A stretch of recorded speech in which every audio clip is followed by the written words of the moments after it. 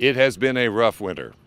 Not here, but elsewhere. Still, as we go into spring and summer, it's time to think about our landscaping. I'd like to introduce Philip Darling from Impact Landscaping. Thank you for being here today on South Florida Real Estate Update. As a homeowner, what am I thinking about going into the spring and summer with my landscaping? I think the biggest concern going into spring and summer will be your irrigation system, ensuring that you have a properly functioning irrigation system, ensuring that you are watering at the correct time of day.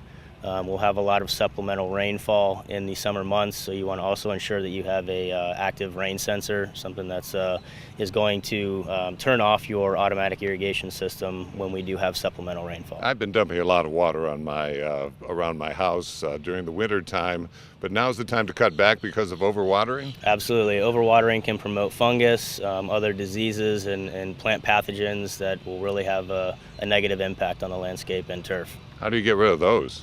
You basically take cultural controls through the watering schedule, and you keep the water off it. You keep a correct fertilization program and pest and ornamental program on them, and you should be doing good. Okay, you mentioned fertilization. What do I do now?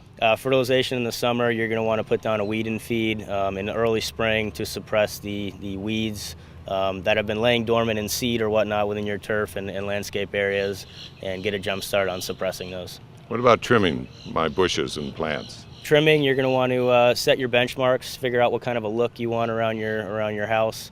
It's going to be an active growing season, so you're going to want to top plants and just lightly trim. If you want to cut things back, do a hard cut, now's the time to do it because the plants will be flushing out pretty actively. Because they've been dormant during the winter time. Correct. So it looked like, hey, I don't have to prune anymore, but now's the time Absolutely. To start trimming again. Yep, it's time to work again. And what about some annuals, some flower plantings now? You want to be careful with what species you're putting in at your residence. We're going to have a lot of exposure to sunlight. It's going to be very hot, so you just want to make sure that you're taking that into consideration when selecting an annual species. Mm-hmm.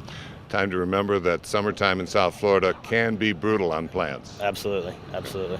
Philip Darling from Impact Landscaping, thanks for being here on South Florida Real Estate Update.